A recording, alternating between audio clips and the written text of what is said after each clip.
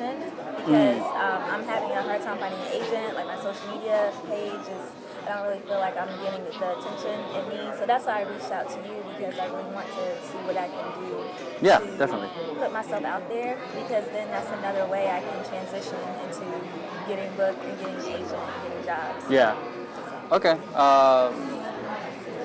Let's see. I mean, what are you looking to get out of the meeting primarily?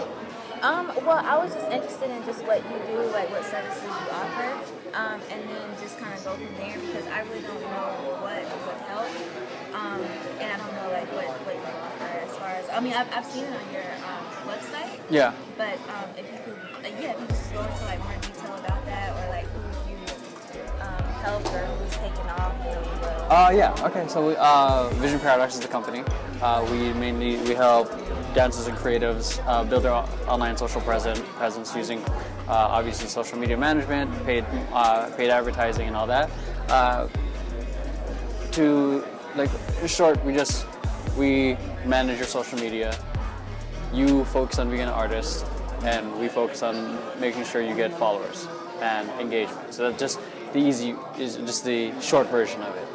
Because I know having Instagram followers or subscribers are playing a huge role in agencies now, or auditions in general. So what essentially we do, because I know you're busy training, going to auditions, and then having to focus on marketing yourself. It can be time consuming, especially trying to figure out, I don't know if you're aware of this, the right times to post for your specific profile, or being on all these different social networks.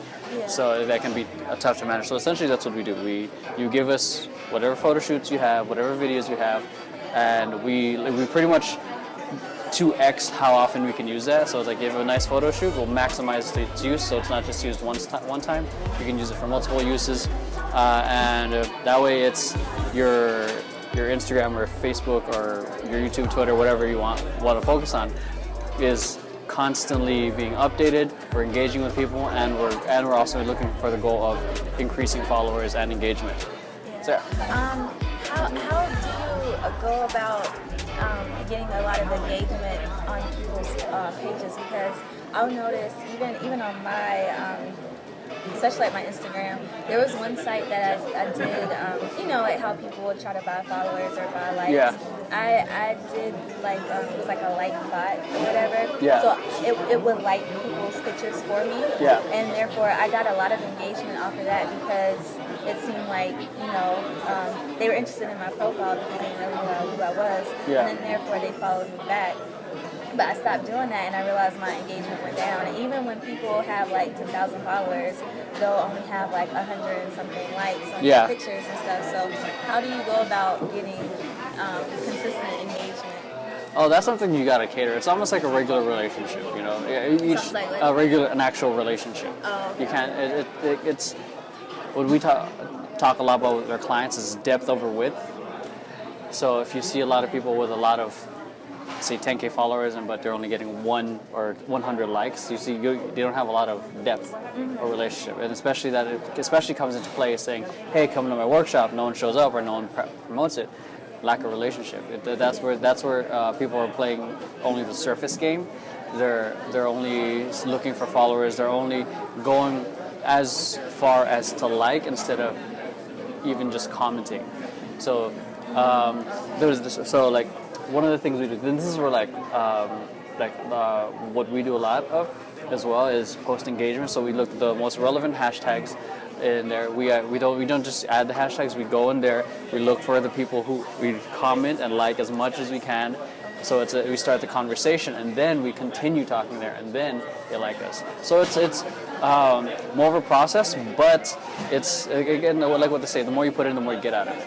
Yeah. And then also along with that is also farming, because people are too busy hunting for more followers, but also farming. So if you got some downtime, literally look at the people who are following you, just engage with them. Can take care of the relationships you currently have, aside from the people trying to get more people. Because if you're taking care of the people who are already following you and appreciating you, the more they're going to engage with your future posts. Yeah. I mean, I've been dancing almost 19 years, but Yeah. I haven't even been in LA for a year, so I don't really know all the industry stuff. I I don't have like any credits yet. So Yeah, I got you. Would it be a smart move to have a website now without anything, or should I just go ahead and have something there and then just build on? I would say it's smart to have a website. Really? Yeah. Okay. I mean, what can I put on there? Just like my baby stuff I've done, because I don't really have. I mean, I have some Are you able stuff. to be a dancer or choreographer? I eventually want to be a choreographer. The main thing right now is to dance, because that's what I do. And I'm a little bit older than everybody, so I would rather have the few years I can of dance to do just that. Yeah. And then eventually go into choreography, behind the scenes work, all that other good stuff. Yeah. But Like I think it's all relative, because everything can be beneficial, but if it all comes back down to you. If you don't want a website, then don't have a website. If you want to have a website, then have a website. The way I view it is that you have control of what happens on your website. If Instagram changes something and they get as strict as Facebook on the copywriting, you're kind of you're kind of fucked. Yeah, You know? yeah. So, but if you on your website, you have control of everything. You can have control of what they see first. You know, because when you show on Instagram and Facebook and everything, it's like it only shows your most recent thing, and it might be just a headshot, or it might just not be your best class, you know. Yeah. But website, here's your reel, if you have one, and a couple other headshots and whatever. So that's why I encourage it, but it's all relative. If you ask me should I do it, I'm always going to say yes, because everything can be a tool if you're willing to put it to use. But at the same time, those 300 people who are more engaged, that's a much more valuable audience, because they actually do something. Whereas this is the 10,000 people that aren't really, meh. right. Yeah. That there's more value in talking to them and getting a shot in that audience versus a 10K followers. Like that's such a huge percentage drop versus your overall thing, because the fact is a lot of people buy their followers, a lot of people buy their a lot of people buy comments as well. Buy comments. Yeah, I saw buy views, buy likes, buy comments. You can do that.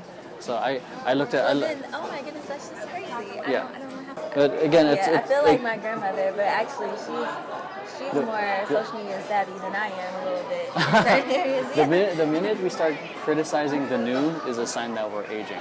Yeah, I feel like I'm old. So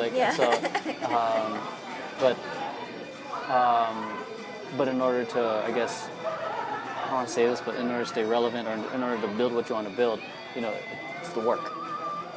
Yeah. And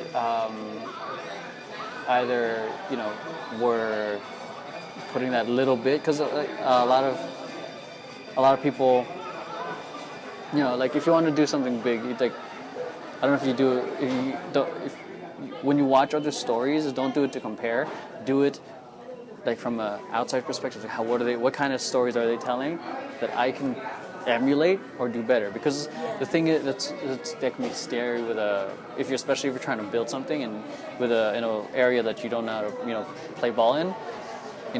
Like see little bits and pieces of what other people are doing, because success is leaving clues already. People might be doing something you like.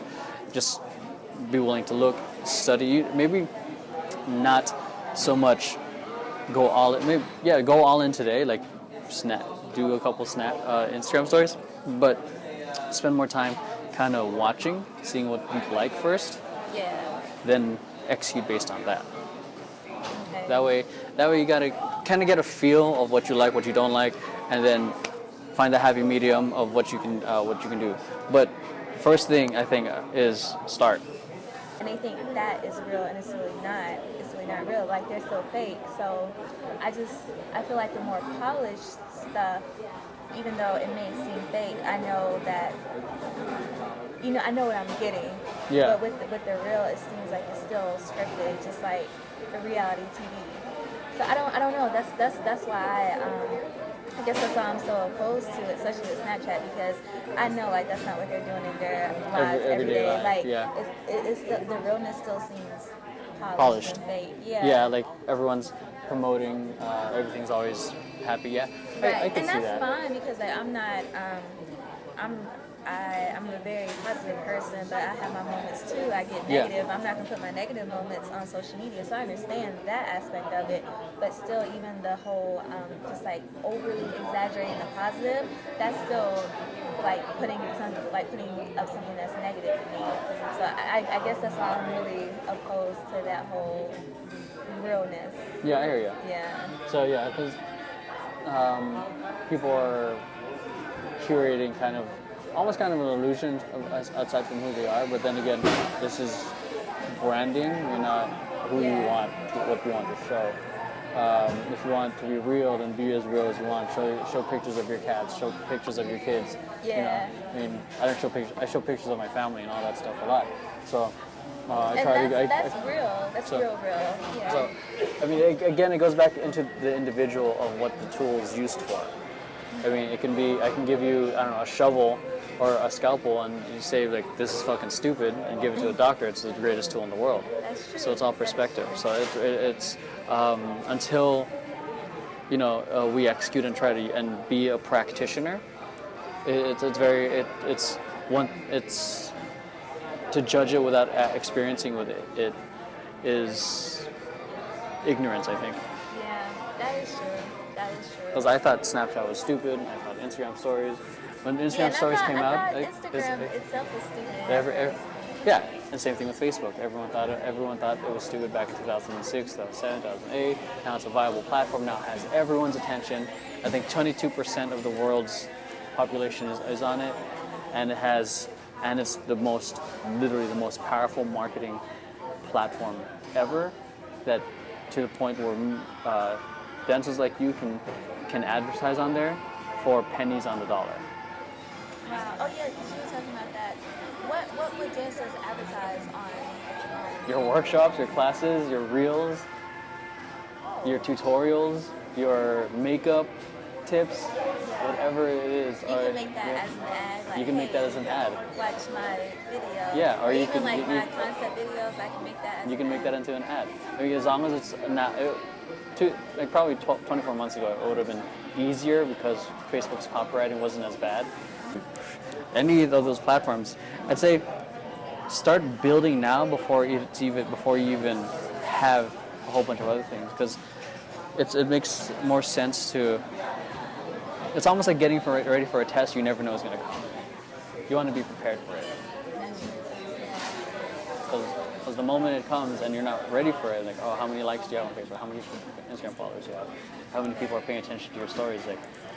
Like if you have nothing to offer in terms of your credits, then you have something to offer on the back end through social media. Because that way, it's you know, you're still providing value through being online. Yeah. So, thank you so much. I appreciate it. I know this is, I don't know if you reach out to me a lot through the podcast. So I know that was like a little weird to me, but... No, I love it. Like when people reach out to me, sometimes you caught me in a good spot where I was just chilling. So I'm like, oh, okay. Yeah. Cool. But that's where I love when people reach out, because, you know, I can help someone out, because I really have no idea who's listening. I just hope it gets to someone and actually hits home to someone. I'm curious because I never really get this opportunity to talk to someone who listens to the podcast. Oh, okay. Like what's the main thing you got out of it? Out of your podcast, main thing, I mean, kind of just reiterating what you said about just trying to do something that you don't like doing. I feel like that's the main thing, and that's why I wanted to. That's why I initiated the meeting anyway, because like I said, I don't really like social media like that, but I know I have to have it if it's a viable tool as far as building my brand in this industry, and I know I want to use this industry, so I know I'm going to use it. So that was like one of the main things I got from your podcast, just doing something that you don't like and not feeling afraid to do it. Yeah. Essentially. So 'cause I think that's like another thing too. I'm afraid because it's putting so much of myself out there, and I don't want that. But I mean, I'm a dancer and I have to put myself out there, so You're I might as well, I might as well just put other aspects of myself out there. As far as me even having this conversation now, I realize if I'm going to do that, then I need to make sure I kind of go back to square one and understand more of who I am. Like I already understand who I am, but I need to make sure I have that solid foundation. So when I put myself out there, I don't have to feel like I'm getting lost. Yeah. So I don't ever want to do that, whether it's social media or even in this industry or whatever other industry. I need to make sure I have a clear understanding of who I am today and who I want to be. So when I start doing that, I don't get lost. I hear you. Like, yeah, self-awareness is huge. I think, like I said, you can curate who you want, what you want to share. Yeah. So if you're not comfortable sharing your family, then don't. Yeah. And if you wanna make your Instagram all dance, then just do that. Yeah. So yeah. I think that's great. I appreciate you telling me that. Yeah. I'm glad you reached out. I appreciate you meeting with me because, like I said, I mean, I've just been trying to find things that I can do on my own because this industry is so competitive, of course. And the program, it was wonderful, but I feel the transition, what didn't really. I don't know why my transition wasn't as smooth as I thought it was going to be. I don't know if it was because I had high expectations or if there were places that the ball was dropped, like on my part, or with just other things. But because I've been out of the program for going on 6 months, and I mean, I know things take time. Like I said, I've been here less than a year, and a year is nothing. But I still want to have a consistent. I still want to consistently move forward, and that's why I'm trying to just search for like all things I can do, at least on my own, until people know me and know who I am, and then then from there I can build even more. Yeah. It's a combination of both pushing it as far as you can, but at the same time being very patient. Because most people are on either extreme. Either they're very patient, they lose out on an opportunity, or they push too much and they're forcing the issue, and it's kind of becoming a lifestyle. So it's finding that push hard, be patient, because all you have control over is the effort that you have, and that's you pushing it. If you're unhappy with that result, it's feedback. Yeah. So that's that for that. So Cool. Well, I appreciate it so much.